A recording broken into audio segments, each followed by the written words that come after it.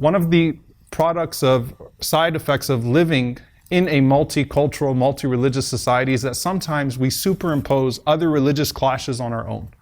So there are a lot of vibrant religious debates that are happening in other congregations. Some of them are applicable to us, some of them are not.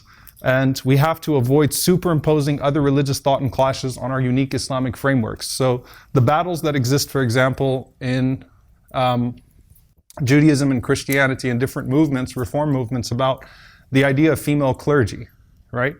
Do Muslims have a concept of clergy in the first place that is analogous to what exists in a Christian or a Jewish framework? We actually don't, right? We have ulama, we have scholars, we have people of knowledge, and so that's never really been a challenge for us because we've had that from the very start. But when you superimpose someone else's conflict on your own, then you tend to operate in a framework that's flawed at the very start because it doesn't apply to you, at least not perfectly, right? So there are ideas of reviving female scholarship, and that's certainly an important concept. But at the same time, those battles are not necessarily going to fit our own discussions and our own debates. And a lot of times that gets superimposed on how we view our own religious thought and how we view our own religious frameworks.